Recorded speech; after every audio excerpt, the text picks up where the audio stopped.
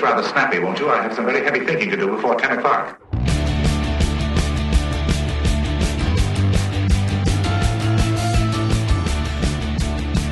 Hey, welcome to another episode of Get It Right Texoma with Hendren, Terry McAdams, Trey Sralla. Very special guest in the studio with us this week is Ron Kitchens. He is the president and CEO of the Wichita Falls Chamber of Commerce. Ron, how are you? I'm awesome. How are you? I'm wonderful. Hey, we talk about local events on this show a lot. We talk about news, local, state, national, international, interstellar, whatever we got. And so we're going to open this one with a couple of local events that I know you probably are very familiar with and have probably got some involvement with. The Jack Stevens Legacy exhibit is going on at the Kemp Center for the Arts. It's going on through the 20th of this month. Hard to believe we're in April already. Yeah. But here we are. And it goes on through the 20th this month. And Jack Stevens, terrific local artist. Jack passed away not too long ago. A few years ago, but a tremendous artist, left behind an incredible body of work, and a whole lot of it is available for you to see. It's amazing. If you haven't seen it, it's an amazing exhibit. Well, one of the really neat things about it, too, is Jack wrote personalized letters or notes to people that he was commissioned to do art for. That's correct. And some of that stuff is actually part of the exhibit as well. Some of the people that have their art on loan that they commissioned Jack to do, They have the note the personalized note that he wrote to it, which it's the humanity kind of ties the whole thing in. It's really interesting. Yeah. Well, it gives him a very personal connection, not just to the people that purchased the artworks from him or that commissioned work from him, but also just to the community at large. It makes it feel like he really is part of the area, part of the community here. And you don't get that with a lot of artists. A lot of artists are very standoffish people, very private, very aloof, Jack was not that way at all. Parks and Recreation after-school fishing program starts April 30 here in Wichita Falls. And the dates are April 30, May 2nd, May 7th, May 5th, or May 9th, rather, 4:30 to 6:30. Each evening at South Weeks Pond. Kids 5 through 16 get expert instruction from Texas Parks and Wildlife pros on how to set drag, reel in a fish, land a fish, all that good stuff, how to fish. Absolutely. How to fish effectively. Expert instruction doesn't mean y'all stick that worm on there and throw it out yonder. No. Well, I mean, it's being taught. Taught properly. How to and tie basically a hook setting a drag means something much different in the fishing world than it does in some other places. Yes, it does. Thank you very much for clarifying. The nice thing about this as well is they do have some loaner equipment. So if you don't have your own fishing pole and your own tackle, they can help you out with that. Yeah, they can fix you up. But spaces are limited and the amount of equipment is limited. So be sure you get out there early or let somebody know. But if you have your own or you can borrow some tackle from somebody or something, take your own and let somebody who doesn't have the stuff borrow it. Well, again, that kicks off April 30th. South Weeks Pond. 4:30 to 6:30 p.m. each evening. Ron Kitchens, our guest, as we introduced just a moment ago. Ron, you've been with the Chamber here in Wichita Falls. How long now? 15 months. Yeah, 15 months. 15 months. All right. He's measuring like you do a baby. Yeah, measuring like dog years. Yeah. It's been 8 years. Yeah. Feels like forever. But you just recently got back from a trip overseas, did you? I did. Just got back from Korea, where we were, when we look at the kind of future of energy, we know oil and gas is going to always be important. Yep. But we also know batteries are becoming more and more important, whether it's the battery in your watch or it's the battery that's going to drive the new line of vehicles or batteries that are going to store wind energy in the field and then put them into the system when they're needed. So the Koreans dominate the world battery market. Oh, wow. So it used to be the Chinese, but the Chinese are kind of, off the grid right now from business standpoint. The Koreans have stepped in. So we want to be that place that says, hey, we want your business. And, from our standpoint, it was a great opportunity because it was essentially one representative from each of the southern states, which is kind of Texas to Maryland. I don't really think of Maryland as southern. Yeah. Not really, yeah. But the U.S. trade folks do. And so we were there 12 of us pitching our wares. And so we spent 5 days in Korea. It takes a day to get there and a day to get back, but it great opportunity to sell things. When we were there, President Trump made the announcement that he wasn't a big fan of electric vehicles and thought that wasn't going to happen. And so our meetings got less interesting after he made that announcement. So we're going to let's see what happens, but it's important. And, we know that the hydrogen plant is part of our energy future. Oh, yeah. Batteries are part of our future. Wind, solar. It's a bit like improv comedy. It's not or, it's and. Right.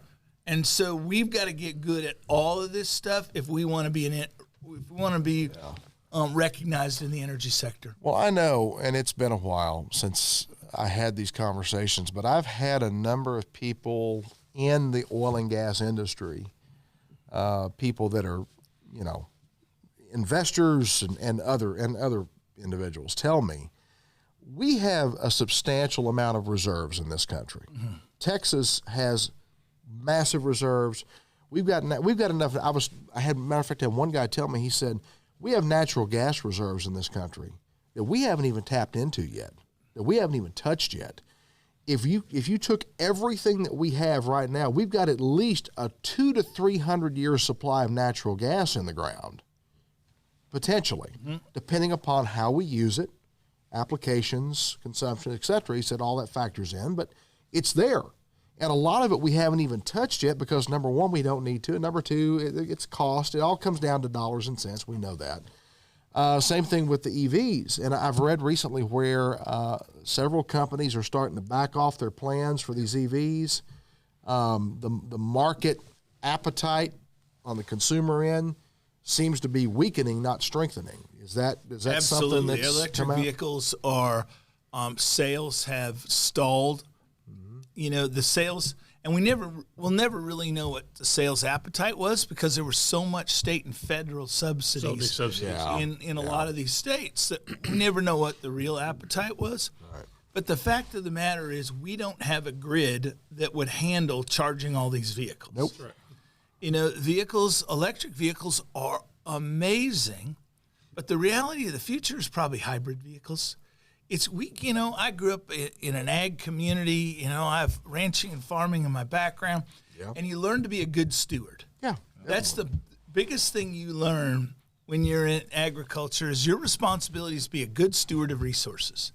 And so we know that particularly natural gas is a great asset. Yes. It doesn't mean we can't also do solar because it's a great asset, and it's really easy to do. But it's going to take batteries to store that, so we've got it when we need it, not when it's generating. And so we can do all of these things well, but I think this idea of, in most places, of an all-electric vehicle fleet, Hertz tried it. They lost a bunch with Tesla, and lost their hide in it. Yeah. I just don't think we're ready. I don't think environmentally ready. I don't think we're ready from a grid standpoint, and we certainly are not ready for the cost. I mean, the average American can't afford one of those vehicles, certainly unsubsidized. But you're right though. You do want to have both options because there is a place for electric vehicles, and there are a place for especially the hybrid vehicles. Yep. And the nice thing what's happened was with the electric vehicle development that's happened. Now you can back off and you can make some really nice hybrids based on this. So now you have your battery technology is really taken off. Yeah. So we've learned a lot about batteries. We learned to make them more efficient where they charge faster and that sort of thing. But then you stick a small gas-powered fuel-powered engine, whether it's going to be natural gas or fuel or gas or gasoline or whatever it is, with that to help charge that battery. It can be the best of both worlds. Yeah, for a while there, you would see commercial vehicles in particular and it would say on the vehicle it was liquefied natural gas running that vehicle, and there seemed to be a trend toward that. I don't see quite as much of that anymore, but maybe we get back to some of that too at some point. I want to bring it in hydrogen. I went and looked at Toyota's got an all-hydrogen vehicle, and it looks like, imagine these canisters. Remember the old sodas canisters that, Coke could deliver you a canister, and it'd be about a foot square and about or tall, round, and 3 feet tall. That's what these canisters look like.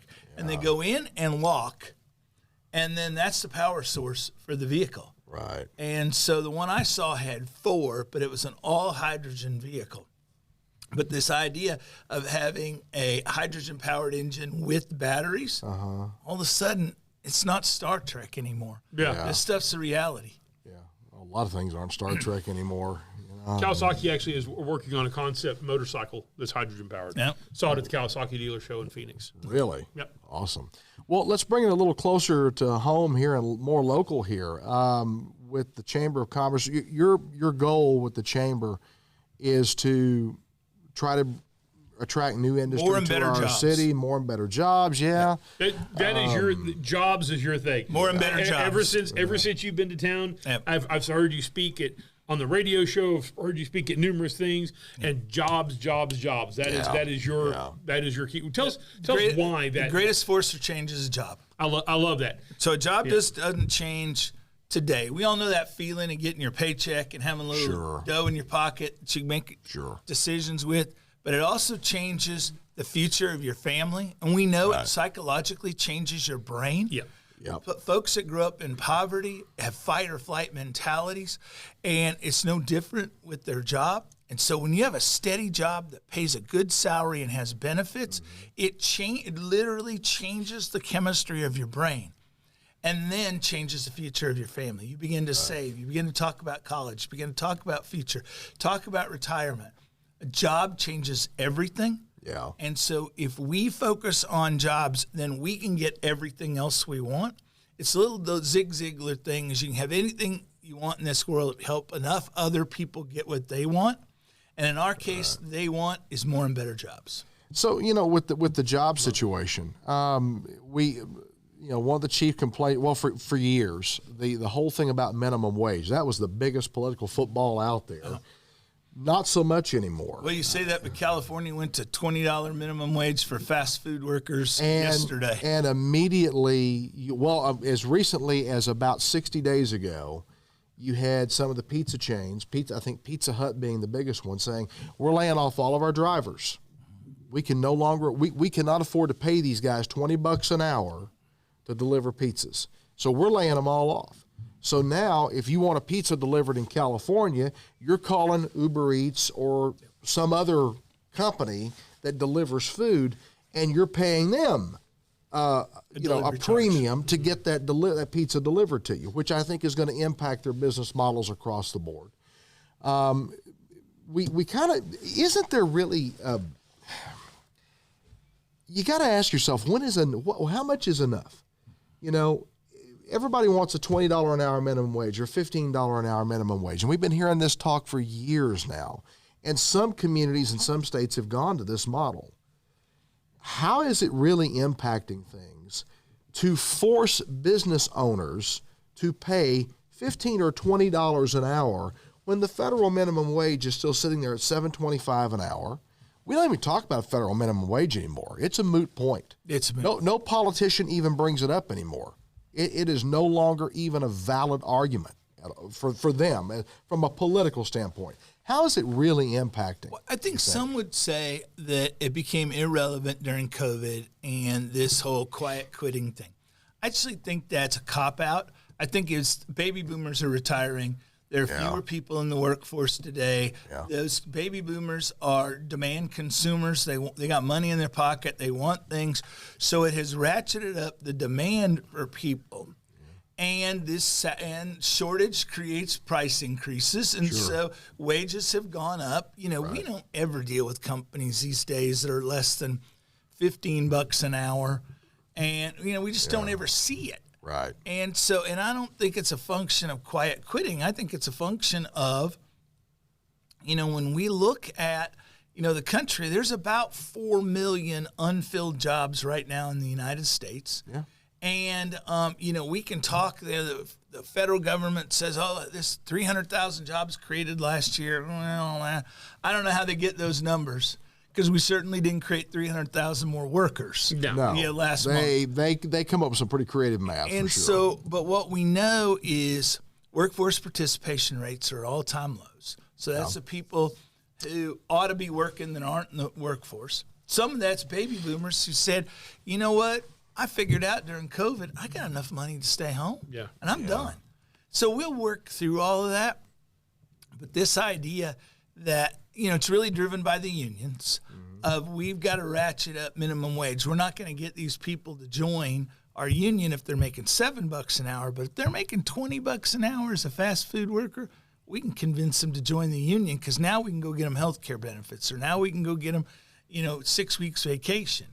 And so we're all just playing games here on that, and we're better off just staying out of the fight. And it drives the prices of everything up. Well, sure, of course it does. I mean, that's one of those deals. Yeah, everybody's making more money, but you're paying more for stuff. Absolutely. Well, I just read recently, I think it was it Connecticut or somewhere up there, McDonald's.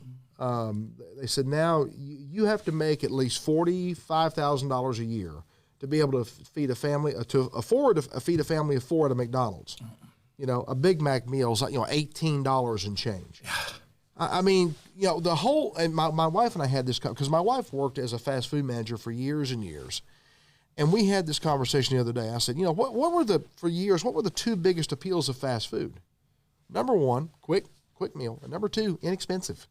Value. It was always seen as a super value.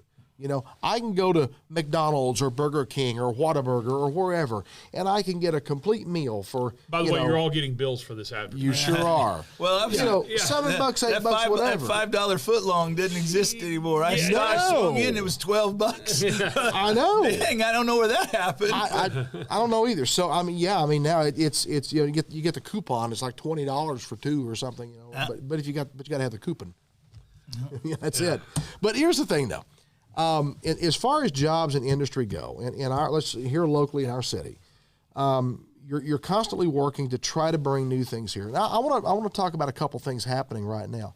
So we've got two brand new high schools that are about to open. Yep. That's going to certainly impact at some point. It is deeply. And then also we've got this new hemp processing plant, Panda Biotech. Which is now, I guess, are they fully operational now? They are there? operational. I don't know that they describe it as fully yet. They're still, they're still running enough stuff that they got glitches and they go back and fix it. And you don't want to. You want to soft open a restaurant. You want to soft open a manufacturing. For darn sure, yeah. You don't want to start that line cranking and going and have a whole bunch of product. And it's not like it's an industry where we have years and years and years of history and experience to work from. That's right. To examine. This is brand new to us as a country. Hemp is something that was not legal for 8 or 9 decades. Now all of a sudden we're embracing it again, and we've got all these industrial uses and consumer uses for it. Literally hundreds, if not thousands, of products can be generated from hemp.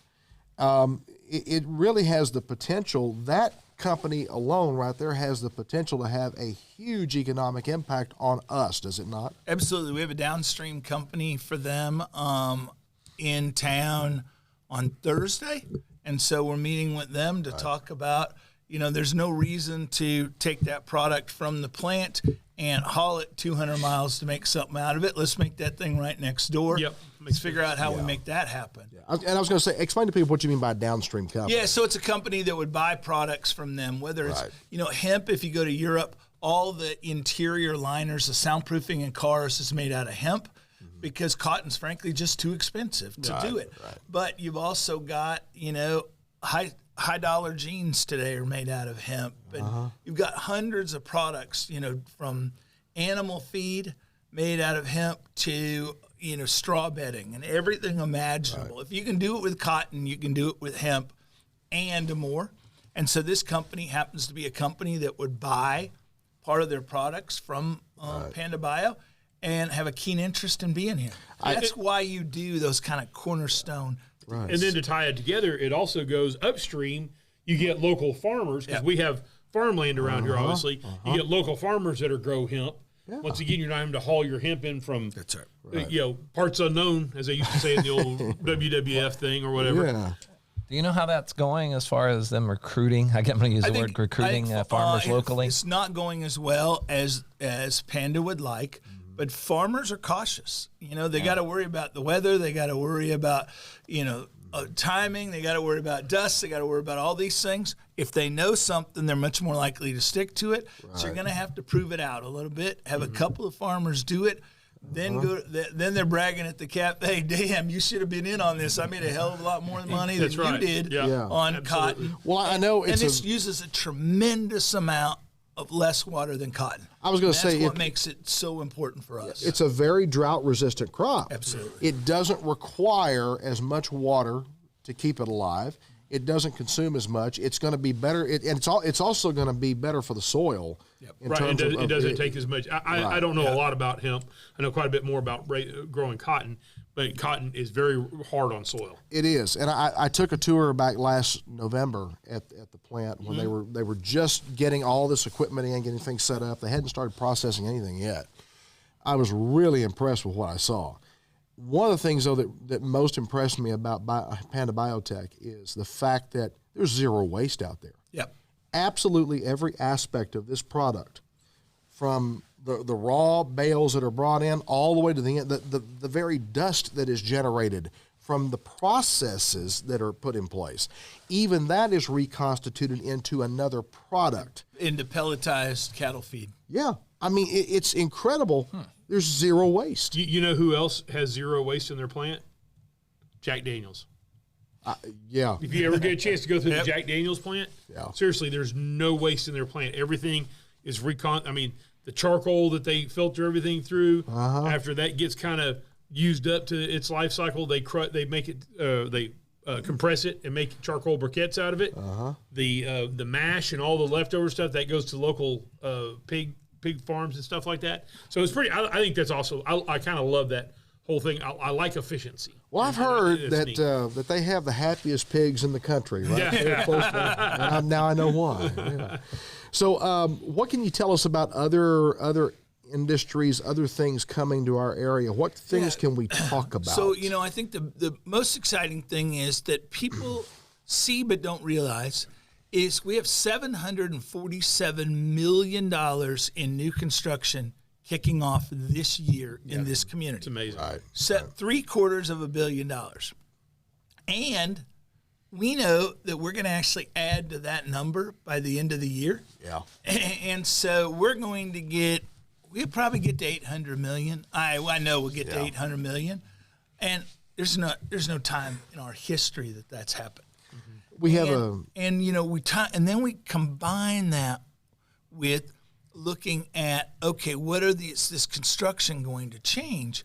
Well, we're going to see massive amounts of laborers in the community. Right. And then if we can keep up the momentum, we'll capture those laborers to stay here and move. Right. We know that, we have new industries moving in. We were at the city council 6 weeks ago or so. Council approved sale of 28 acres to the industrial park. Will get announced that when the property closes, it'll get announced who the deal is. But it's a big distribution center deal that everybody in town's jaw will drop, because it's like we didn't think we'd ever get them. And I think part of our problem is we don't think enough of ourselves. Right. We're a great place, and we have got to celebrate that. We're focused on hydrogen. Yeah. I don't know a dang thing about hydrogen, and nobody does. I'm figuring it out. Yeah. But it's on the periodic table. Yeah, I lived in Corpus Christi for years and hunt there, on the lease every year. But what I know is that they make a lot of chemicals there. Yeah. They don't make any products out of those chemicals. And I don't want that to be us. I don't want to produce hydrogen and then have it all leaving by truck and go manufacture things in other places. I want to make sure we're capturing that. Right. And the company doing the hydrogen plant has been an incredible partner with us. Good. And we're meeting with them regularly to talk about who your customers are going to be. How do we make sure they're here? Yeah. Data centers are going to be huge. Yeah. and we're talking mega scale data centers. So we're talking about investments that are in the billions, not hundreds of millions, but billions of dollars. And that's all about two things. It's all about having power and all about having land. And so we're lucky that Encore has 3 distribution lines that go through our area. Yeah. And so we've gone very aggressively at data centers. A $1 billion data center may employ 150 people. Those are $100,000 a year technical jobs. Yeah. But imagine adding $3 or $4 billion to the city's books, to the tax rolls on that. We're talking about massive amounts of change. And so you're going to see, and I would be shocked, never project your horse is going to win the race, but I'd be shocked if we don't get 2 or 3. Well, and you got to build them too. That's right. Yeah, and they got to be built. Yeah. Even at the ground level, of course, like you said, you're right. When we get those laborers that come, first off, some of the labor is going to come from Wichita Falls already because we already have people live here. Right. Secondly, the people that have to come in, once we get a chance to sell them our city, and maybe they'll stay here. But even if they don't, they're still going to live here temporarily. They're still going to eat here. They're still going to get gas here. There's still going to be a lot of dollars that are spent that are dropped into that big funnel that are dropped in right at the beginning, and then it starts bouncing around, and then that just creates more and more. Well, you've got sales tax revenue. You've got hotel occupancy tax revenue. You've got all of the spending that, like you said, that goes in the top of that funnel and works its way down. And then if you're able to capture, 3%, 5% of those people, whatever, to stay here, now you've added to the tax rolls. It's exciting for somebody like me in the real estate business to know that we're going to be adding more people. We're going to have to build more homes. Yep. We're going to have more residential structures here, not just apartments, but houses. We're going to have to increase our capacity to keep people here and house people here. And we have the space to do it. That's what I think about. We have the space to do it. Interestingly, I met last week with a developer in Denton, but it's a different developer in town yesterday, who are building these models of, they call them apartment communities, but they're not apartments. They're individual houses. So think of it as over 50 retirement village, only there for families. Yeah, my daughter lives in one in McKinney. Yep. It's a duplex. They're not into they're duplexes, but they call it apartment homes. Yep. And it's like it's a duplex. But these guys that we both met with are doing individual, single family. They're talking 200 to 300 homes, all rental. Why that's important is the base housing is miserable right now. And, there's no housing around the base. There's no housing for new folks to move in the community. I mean, I was just out at the base. They got dozens and dozens of people living in RVs because they can't find housing to rent in the community. Right. So if we're going to grow the community, we have got to grow our rental base, our sales base, every variation of those houses. Right. And, when we talk about recruiting, we need to start heavily recruiting military retirees. And so you'll see in the fall, we'll come out with a strategy going after military retirees, targeting high-skilled people to fill the jobs that are available here. Right. So no more can we as a community look and go, well, I'm sorry, Trey, it's your responsibility to recruit the techs you need. And if you can't do that, well, your business will suck, and that's all you. Yeah. But instead, we take an enlightened self-interest and go, well, Trey fills those jobs. Here's what that job's worth to us in property tax and sales tax and in school fees from Austin. Here's what that's all worth to us. So why wouldn't we help Trey fill that job and help recruit that guy, because it grows our population base. Right. And so we're going to have to be more aggressive than anybody else thinks is sane. But if we do that and say, oh, by the way, we now have schools that are as good as those to the south of us. Yep. We are now able to compete and tell our story in a way we just haven't been able to in the past. If you could identify any one thing that we haven't done or are not doing currently that we should be doing, that can really help us turn the corner, if you will, what would you can you pinpoint any one thing that you think is like super critical that we should be doing? I think we have to focus, and this is not what you're going to think I'm going to say, on community beautification. When we have a prospect come in, company visits us, they have just come from the Metroplex. Mm-hmm. So they have just left some of the most beautiful small cities in America. And everything's new. And everything's new. It's fresh. Well, we're not new, so we're not going to be able to do that, and we don't have the money to bulldoze everything. But we do need to start focusing on planting flowers in front of our businesses. We need to focus on fixing the sidewalks. We need to do, in New York City, they called it the broken windows theory. Mm-hmm. As soon as they started fixing the broken windows, crime went down, people started moving back to neighborhoods, things started to happen positively. Yeah. We've got to do that across the city. And if we can do that, because when I started interviewing here, I actually had a buddy call me who was leaving the community and say, hey, you ought to move to Wichita Falls. It's not a pretty place, but they're the nicest people you ever met. And people repeat that to me. We're not a pretty place, but we're the nicest people you ever met. Well, we can be a pretty place. Yeah. Have you driven around the university? Hell, it ain't a place any prettier than that. Yeah. No. We can do this, but we have to decide we're going to do it. Well, part of it's our entry, where we come into town. Yep. And, I mean, when you drive in town, of course, everybody talks about Atterbury. We all understand that. Not only that, the Foundry's right there, which the Foundry is a great place, but I would be in favor for the city to go to the Foundry and say, hey, can we paint your roof for you? Yep. Put a big welcome to Wichita Falls right on the roof of the Foundry. Yeah. I mean, why would they say no?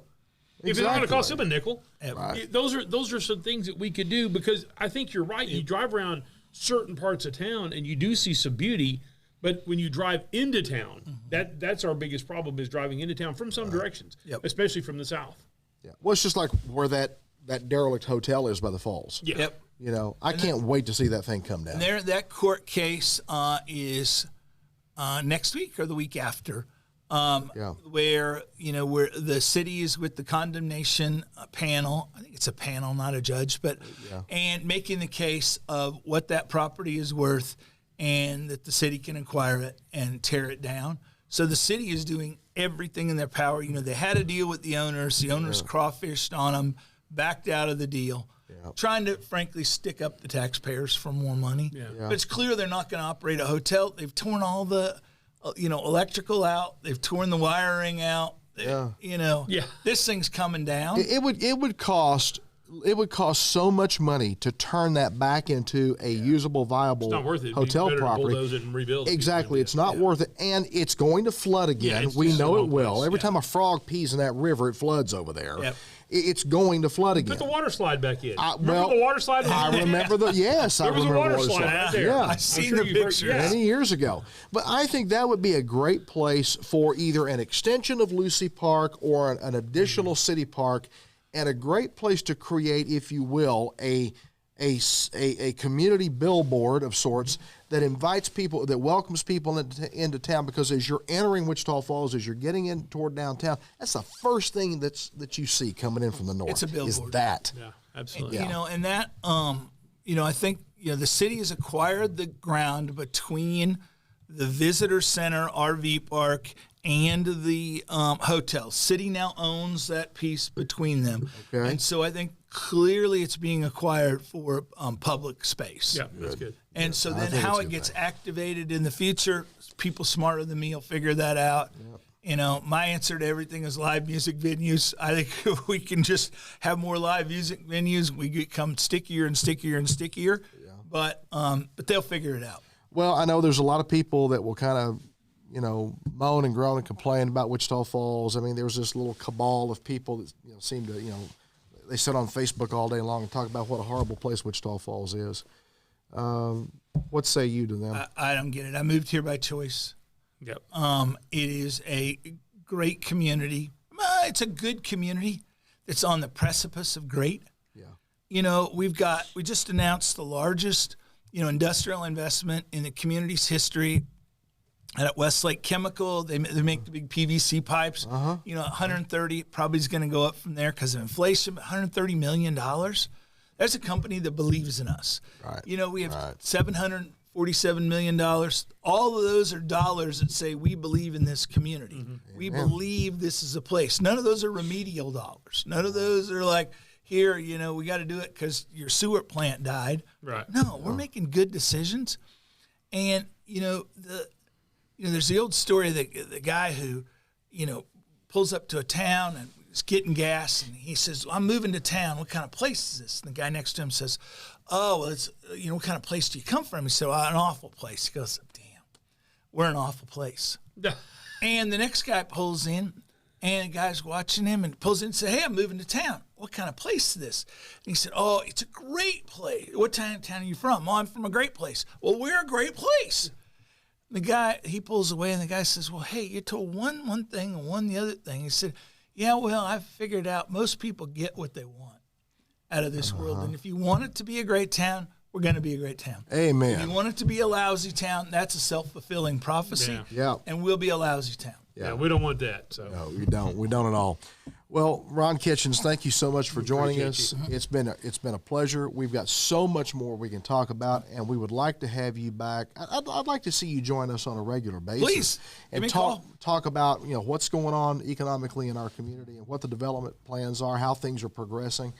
You're right. People, all this investment, this is people choosing to be here and choosing to invest in our community. Every one of those dollars is smart dollars. They could have gone anywhere else. They're fungible. But they could have gone anywhere else, but they came here. Yep. That's right. Well, Ron Kitchens is the president and CEO of the Wichita Falls Chamber of Commerce. And Ron, we appreciate your time, and we look forward to having you back soon. Awesome. Thank you very much.